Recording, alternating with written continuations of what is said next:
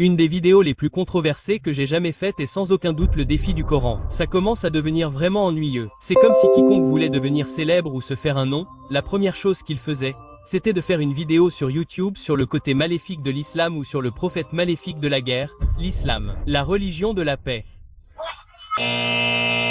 Et je comprends que vous soyez une minorité et qu'il n'y ait pas beaucoup de gens comme vous qui soient aussi ignorants et aussi fermés d'esprit que vous. Et je pourrais laisser les aversions parler à ma place, mais eux, juste au cas où quelqu'un vous prendrait un peu trop au sérieux, je pense qu'il serait préférable que j'éduque les gens. Jésus et Mahomet, que la paix soit sur eux deux, parce que tous deux sont des prophètes de l'islam. Et pour cette raison, je les respecterai tous les deux parce qu'ils étaient les meilleurs hommes à avoir marché sur cette terre. Concernant votre première allégation selon laquelle le prophète Mahomet, que la paix soit sur lui, aurait épousé une mineure, tout ce que je peux dire, c'est que l'islam est la seule religion à interdire le mariage des mineurs n'ayant pas atteint l'âge de la puberté. La vérité est que l'âge du mariage varie selon les époques, les lieux et les contextes. Même dans les États américains, vous avez des États qui autorisent 13, 14 et 15 ans. Quel âge recommandez-vous? Il varie. Et puisqu'il s'agit de Jésus, verset de Mahomet, comparons-le au contexte de Jésus avec nul autre que la meilleure des femmes à avoir marché sur cette terre, Marie, la mère de Jésus. Elle s'est mariée avec Joseph qui avait 90 ans alors qu'elle n'en avait que 12. Vous devez comprendre qu'il n'y a absolument rien de mal à cela, car selon les contextes, les époques et les lieux, les gens mûrissent et se développent différemment. Vous ne pouvez pas simplement comparer l'époque et le lieu de Mahomet, que la paix soit sur lui, à l'époque et au lieu où nous vivons aujourd'hui. Aujourd'hui, nous avons des iPhones, des climatiseurs et des radiateurs électriques, alors qu'à l'époque de Mahomet, que la paix soit sur lui, il vivait au milieu du désert. On ne peut pas simplement comparer les deux. Et une autre chose vraiment importante à noter est que Mahomet, que la paix soit sur lui, a été critiqué depuis l'époque de la prophétie pendant 1400 ans. Mais ce n'est qu'en 1905 que la question de son mariage avec Aïcha est devenue un véritable problème. Pourquoi? Parce que c'était une norme absolue. Elle s'était développée plus vite, avait mouru plus vite et n'était pas comme les femmes d'aujourd'hui. Le problème suivant des femmes multiples que vous avez évoqué. Tout d'abord, lisez votre Bible. Abraham, combien de femmes avait-il? 2. Sarah et Hadja. Le prophète Salomon. 700 femmes et 300 concubines. La question des femmes multiples est une critique célèbre, mais si vous deviez rassembler les pièces du puzzle, elles ne correspondraient pas vraiment. Si Mahomet, que la paix soit sur lui, voulait toutes ces femmes pour satisfaire ses propres désirs, cela n'a pas vraiment de sens quand la tribu de son époque lui a offert les meilleures femmes, les plus belles et les plus élégantes, mais qu'il les a rejetées. Cela n'a vraiment aucun sens. Il est également important de noter que de toutes ces femmes, toutes étaient divorcées ou veuves, sauf une. Ce n'est pas un homme qui courait après ses désirs comme vous le faites croire. C'est un homme qui se soucie des femmes qui n'auront plus d'autre homme pour s'occuper d'elles. C'est un homme qui se soucie de l'importance de la communauté, de l'importance de prendre soin les uns des autres. Et une autre chose très importante à noter est que l'islam interdit en fait le mariage avec plus d'une femme. Si vous êtes incapable de subvenir aux besoins physiques, financiers et mentaux de plus d'une femme, vous êtes interdit.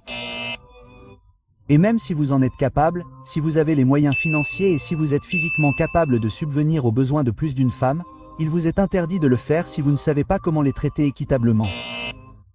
Et puisque vous avez soulevé la question de l'adultère, je vais juste vous faire savoir que 30 à 60% des couples aux États-Unis tombent dans l'infidélité et l'adultère. Ce n'est pas votre cas. Je pense que vous devriez avoir un problème avec la question de l'adultère en soi. Je veux dire, la femme de Tiger Woods s'est enfuie après qu'il ait déplacé des clubs de golf. Qu'est-ce que cela signifie? Et la punition réelle pour l'adultère dans l'islam a rarement été appliquée en raison de la quantité considérable de preuves nécessaires pour prouver un cas d'adultère. Dans de nombreux cas, un homme est venu voir le prophète Mahomet et lui a dit « J'ai commis l'adultère ». Le prophète Mahomet a dit « Éloigne-toi de moi, tu es un fou, quelque chose ne va pas chez toi ». Le même homme est revenu, il a dit « J'ai commis l'adultère. Je veux être puni pour me purifier ». Le but de la punition de l'adultère n'est pas de punir les gens. C'est de les dissuader de commettre l'adultère. Donc, s'ils savaient qu'une telle punition existait, ils s'enfuiraient. Autre chose que vous avez mentionné, le djihad. Et même si vous dites que la Bible ne contient pas de versets sur le djihad. Après l'église aujourd'hui, sortez votre Bible et lisez le psaume 137. Et vous verrez que notre propre texte contient des passages qui peuvent nous mettre mal à l'aise.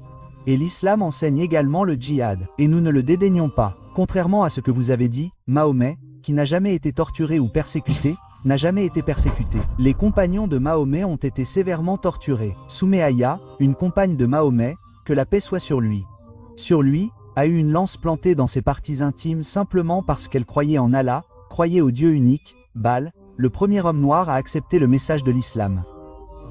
C'était un esclave éthiopien.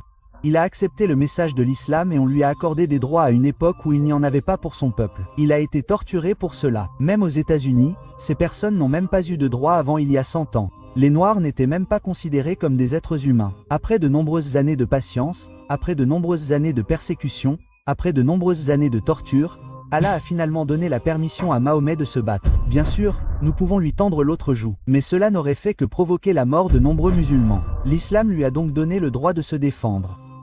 Comme il est dit dans le Coran, combattez pour les opprimés parmi les hommes, les femmes et les enfants. Et l'islam a même rendu responsables tous ceux qui participent à la guerre. Vous ne faites pas de mal aux arbres, vous ne faites pas de mal aux personnes âgées, aux enfants, aux femmes. Où est votre éthique de la guerre comme nous en avons une? J'en ai deux. Des mots pour vous. Des drones prédateurs. Les enfants en Libye ne peuvent même pas tendre l'autre joue parce que leurs joues ont été arrachées par vos drones. Et enfin, il voulait parler de sa mort. Oui, ces derniers mots ont été « Ne transformez pas ma tombe en lieu de culte ». Parce qu'il ne voulait pas que les gens commencent à l'adorer.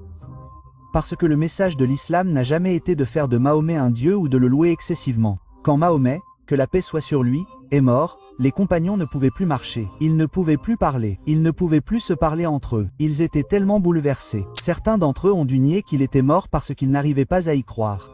C'était trop pour eux à comprendre. Et vous voulez sortir et vous moquer de sa mort? Honte à vous.